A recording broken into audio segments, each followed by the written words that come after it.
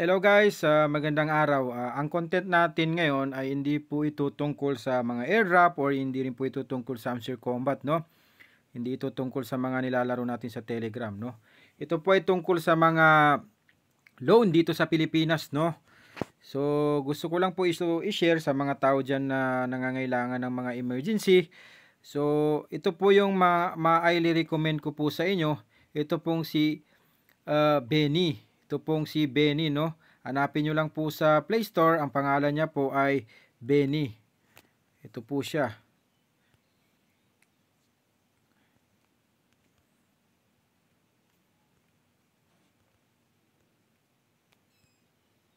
Ito po, yan yung apps na yun, Benny.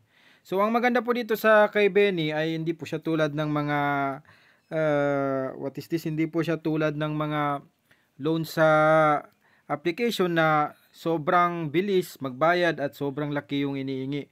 Ito pong si Benny ay malaki din naman ang iniingi niya pero makakapag-adjust pa tayo sa pagbayad dito kay Benny, no?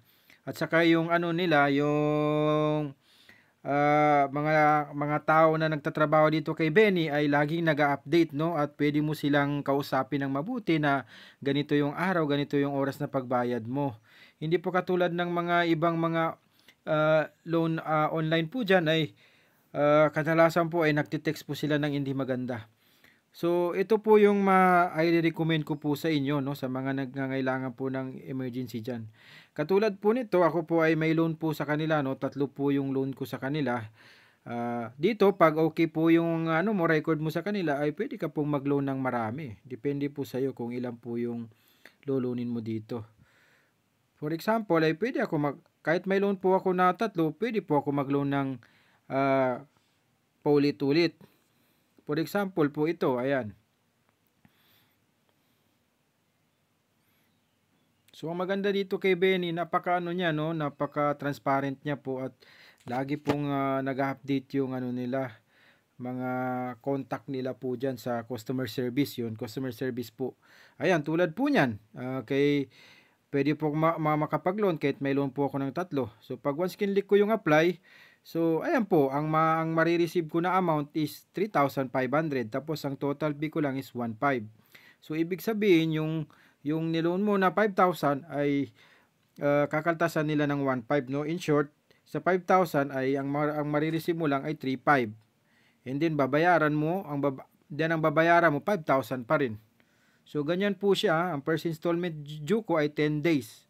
So, 4,000 po. Ang second installment due ko ay 850. Hanggang third installment due. So, hindi naman nasusunod yung third installment due kasi dito pa lang sa second ay sinisingil ka na nila.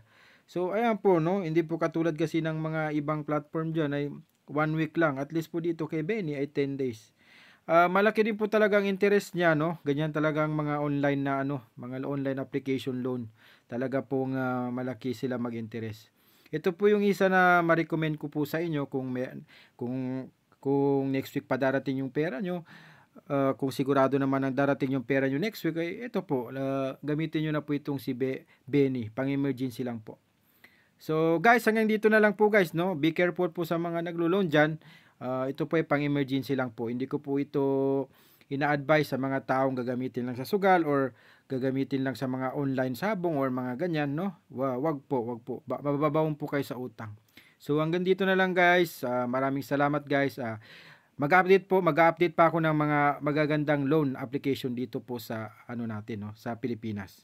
So maraming salamat po guys.